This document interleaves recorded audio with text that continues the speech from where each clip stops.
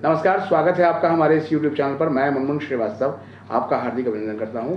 आज हम एक बार फिर हैं DU के dean examination professor DS Rawat के पास, और ख़ास तौर पर ये सेशन जो है वो SOL के स्टूडेंट्स के सवालों का है। स्वागत है प्रोफेसर रावत हमारे चैनल पर। धन्यवाद मुनमुन जी।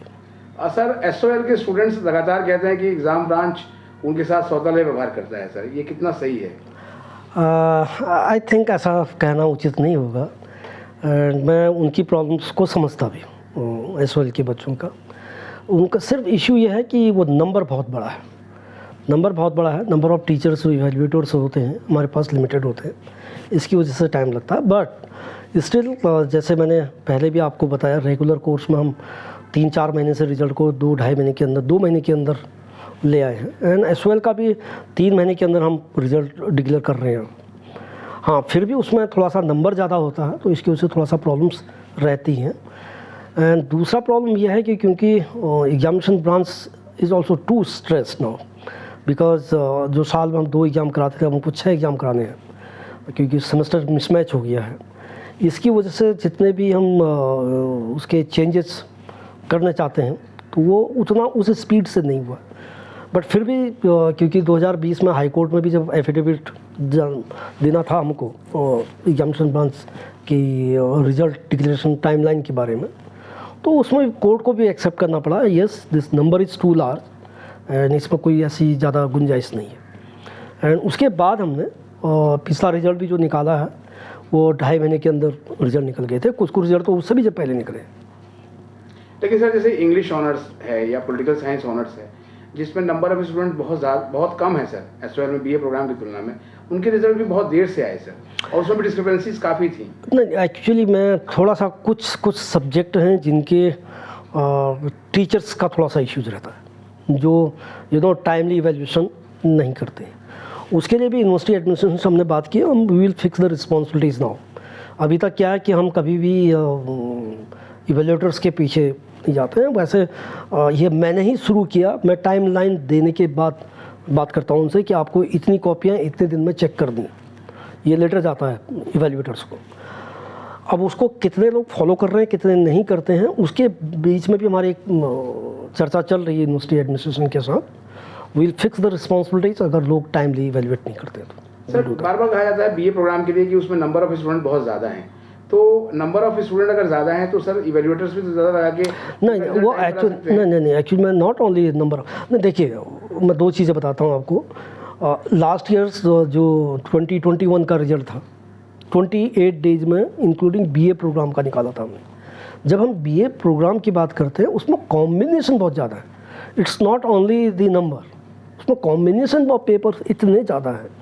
तो उसमें क्या होता है कि अगर मान लीजिए एक कॉम्बिनेशन का भी एक पेपर भी चेक नहीं हुआ, कोई एक पेपर डिले हो गया चेक करने में, तो पूरा रिजल्ट जो है रुकता है उसमें। वो रीज़न है उसका। हाँ, शायद 206 कॉम्बिनेशन है। हाँ, 206 कॉम्बिनेशन है। तो अगर मान लिया एक का भी इवैल्यूएशन प्रोसेस थोड़ा सा स्लो हो गया फॉर एनी रीज़न, तो वो स्लो हो जाता है। फिर दूसरा, अभी जैसे मैंने पहले भी कहा, ये एक वो टाइम है जो यूनिक टाइम है। इस तरह के टाइम पहले कभी नहीं आए। अभी हमारे क्लासेस चल रही हैं, एग्ज़ाम चल रहे हैं, इवैल्यूएशन भी चल रहा है, तो वो प्रोसेस को स्लो करेगा। लेकिन उसके बावजूद भी अगर हम 2-2.5 महीने के अंदर रिजल्ट निकाल दे रहे हैं इतने बड़े लार्ज नंबर का भी, I think that should be appreciated. Sir, SOL के बहुत से जो विद्यार्थी रहे हैं, पूर्व विद्यार्थी जिन्होंने सेंटेनरी ईयर के लिए भरा था, लेकिन उनको पेपर नहीं देने दिया गया। सर, कहा गया कि आप एलिजिबल ही नहीं थे और अपनी फीस वापस ले लो। एक्चुअली में मेरी एक बड़ी प्रॉब्लम है, वो ये, कोई जो नोटिफिकेशन आते हैं उसको कोई पढ़ना नहीं चाहता, वो अपने सुविधा के अनुसार उसको इंटरप्रेट करना चाहते हैं। जो फर्स्ट नोटिफिकेशन आया था उसमें क्लियर लिखा है 2022 में जिसका स्पेन पीरियड अवेलेबल है वो एलिजिबल नहीं है, साफ लिखा हुआ उसमें। उसके बावजूद भी लोगों ने एग्ज़ाम फॉर्म भर दिया। अब वो कहते हैं कि आपने एग्ज़ाम फॉर्म भरने कैसे दिया। There are many counter questions. मैं एक कोर्स नहीं चलाता, ये यूनिवर्सिटी वैरायटी ऑफ कोर्सेज चलाते हैं। कोई 2 साल का कोर्स है, कोई 3 साल का, कोई 4 साल का है, कोई 5 साल का भी होगा। तो हर किसी का स्पेन पीरियड अलग होता है। तो this is why the statement was written कि 2020 में जिसका स्पेन पीरियड अवेलेबल है वो एलिजिबल नहीं है। अब मैं अगर इसको दूसरे सेंस में कहूँ जो आप कह रहे हैं, 2016 में जो बच्चा एडमिट हुआ था वो 2022 में अपना रेगुलर एग्ज़ाम लिख सकता है। And these people don't understand one thing, let me tell you one thing, जो सैनिटरी जो निकलेगा उसकी डिग्री में भी चेंजेज आएंगे। 77 का कोई पास का बच्चा एडमिटेड है, उसको डिग्री हम अभी देंगे ना, जब हम डिग्री अभी देंगे तो उसमें कुछ ना कुछ तो लिखना पड़ेगा। So that a better chance to clear their paper in 2022 which they missed because they do not know about it और व्हाट, ताकि वो उनका सिस्टम से स्ट्रीमलाइन रहे। स्ट्रीमलाइन रहता हो। एक चीज़ सर और भी है, 1980 के पहले जिन बच्चों ने भरा है सेंट्रल एग्जाम्स के लिए, उनको भी अभी चांस नहीं मिला पेपर देने का। किसका? 1980 से पहले का। नो, अगर किसी ने एग्ज़ाम फॉर्म भरा ही नहीं है, जी, वी कांट डू एनीथिंग।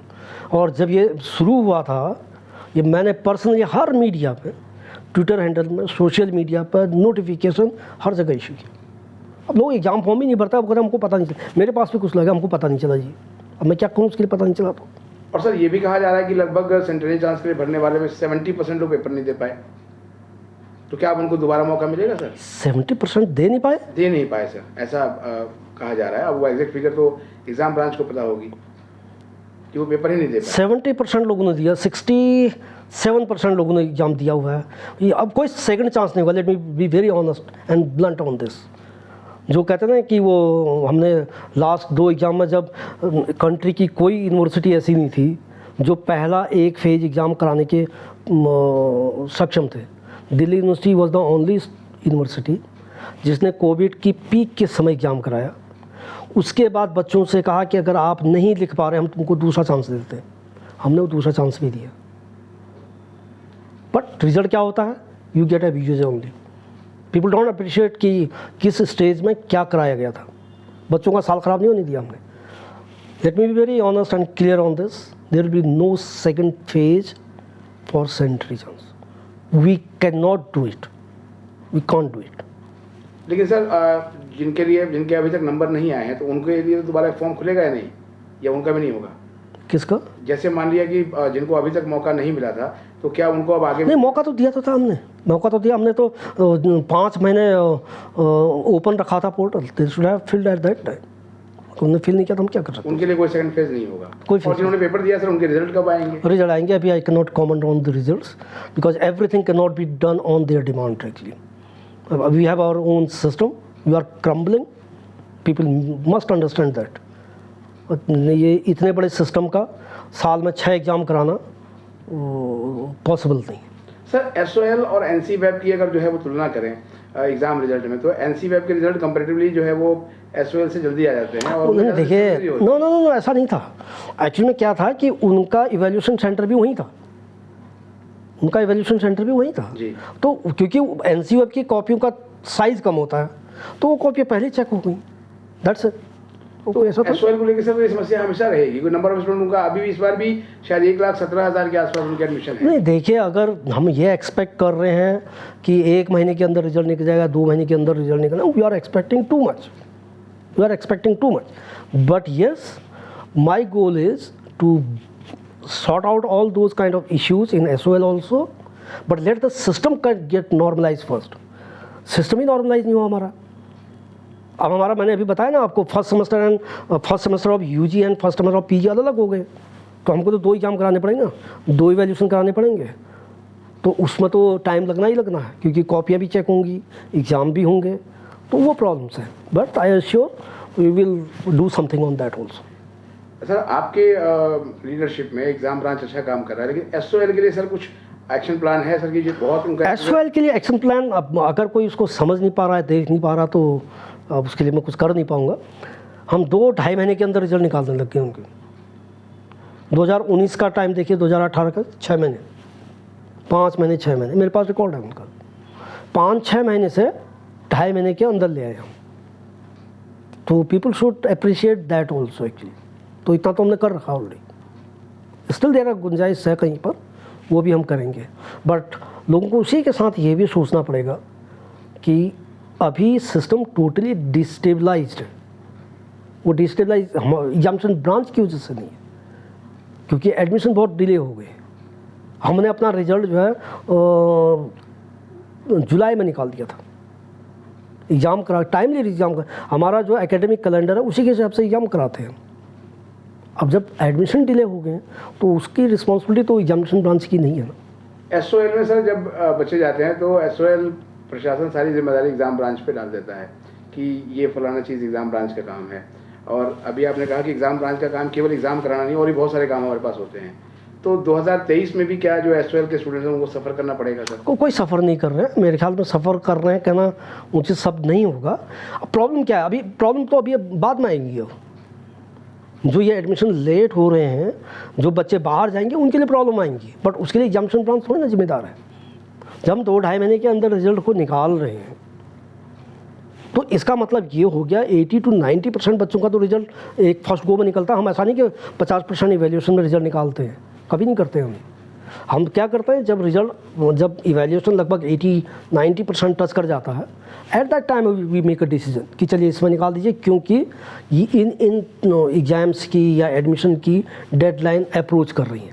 तो जो उसके 2 रीज़न होते हैं। एक, जैसे हम रिजल्ट निकालते हैं प्रेशर इवैल्यूएटर पे भी जाता है कि देखिए ये निकल गया, इतने बच्चों का रुका है, तो प्रोसेस थोड़ा सा फास्ट होता है उससे।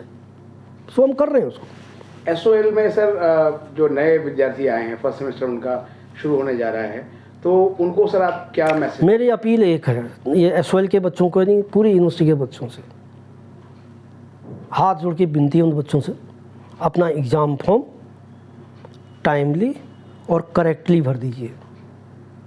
ये अपील है आप सभी से, बिकॉज मैं इंडिविजुअली हर बच्चे के पास पहुंच नहीं सकता हूं।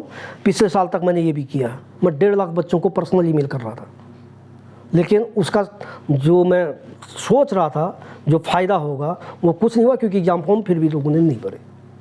तो मेरी रिक्वेस्ट है, एग्ज़ाम फॉर्म टाइमली भरें, नंबर 1, नंबर 2 करेक्टली भरें। एग्ज़ाम फॉर्म में बहुत सारे बच्चों ने, जो आप कह रहे हैं ना कि ये गड़बड़ हो गई वो गड़बड़ हो गई, इनरोलमेंट नंबर मैं कल ही देख के आया हूँ, 24/20 लिखा हुआ है। 24/20 is the college roll number, वो इनरोलमेंट नंबर में डाल दिया बच्चे ने, और 24/20 हर कॉलेज में होगा रोल नंबर, राइट? तो ये बीए ऑनर्स का था, संस्कृत ऑनर्स का था। जब एग्ज़ाम फॉर्म आपने भरा, आपके कॉलेज ने वेरीफाई किया, तो रोल नंबर क्लब होगा कि नहीं होगा? तो उन बच्चों के रिजल्ट में प्रॉब्लम आएंगी कि नहीं आएंगी? जो प्रॉब्लम्स हैं वो इससे रिलेटेड है।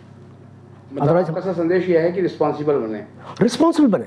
आई मीन आप 10+2 के एग्ज़ाम फॉर्म भरने के लिए क्या दूसरा चांस मिलता है? कोई एक ऐसा कॉम्पिटिटिव एग्ज़ाम बता दीजिए मुझे जिसके लिए दूसरा चांस मिलता है? नहीं मिलता है, किसी के लिए नहीं मिलता। बट यहाँ जब एग्ज़ाम होता है उस दिन भी हम फॉर्म भरवाते थे। अभी बच्चे एग्ज़ाम लिख रहे होंगे, कुछ बच्चों का हो सकता है ऐसा भी है कि चलो भैया इनका एग्ज़ाम फॉर्म भर दो, एग्ज़ाम तो दे दिया। सो ये जो चीज़ें होती, मेरा जो प्रॉब्लम है वो ये है, 60 to 70% टाइम जो मेरा जाता है वो उसमें जाता है जो कॉलेज ने गलती की या स्टूडेंट ने गलती की, उनको रेक्टिफाई करने में जाता है। अगर आप वो अपना काम कॉलेज ठीक कर दें, स्टूडेंट ठीक कर दें, तो we can be more productive. बहुत बहुत धन्यवाद सर हमें समय देने के लिए। Thank you.